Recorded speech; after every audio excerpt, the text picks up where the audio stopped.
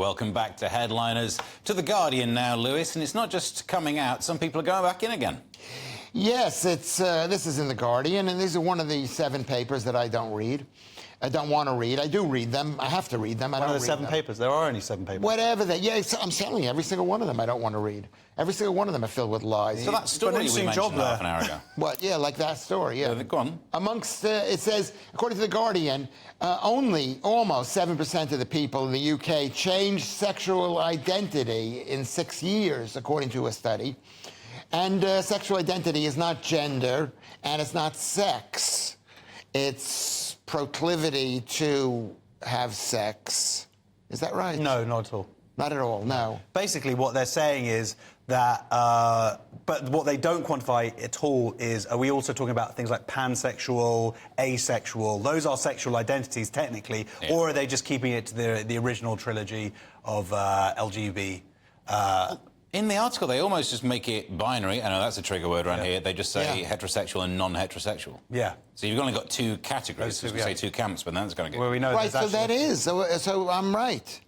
It's not saying someone's a man or woman. That's sex. Straight or non-straight. Yeah. What they've done. Sexual identity is heterosexual or homosexual. Yeah, or bisexual. Am I right? You love, rather than, you know, you don't necessarily need to get up to all the business. Yeah. This is actually a really fascinating article because... Wait. Can I just... Oh, you told me earlier. You said, I don't know this article. Could you But I know it better than you do. I was under the... So I was right about said to me this. before the thing, don't... Good point. But as host, I'll say, Josh.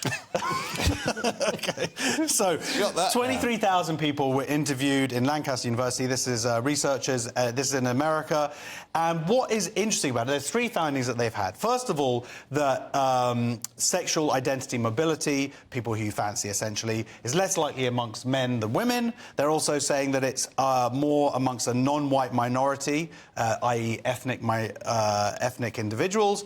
And they're also saying it's amongst less educated people. These are all more likely or less likely to be changing who they're attracted to. Also, the age is a factor. They always thought it was like, we think it's like a young thing, people are experimenting, but actually people in their sort of 60s, 70s, even up into their 80s, into Lewis's age group, they will change their sexuality. Now, or there's a percentage will, like 7%. What's interesting here is I wonder to what level that might be, because they don't give any whys.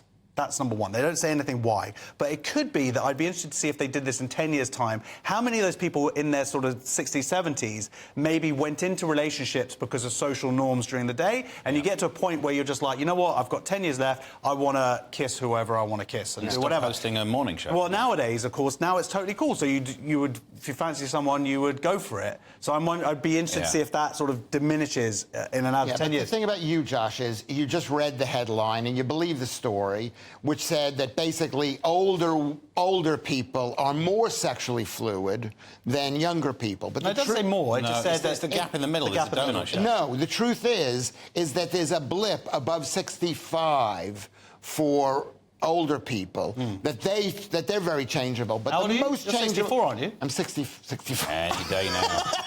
Any day. I'm 66. You're going to come into drag tomorrow.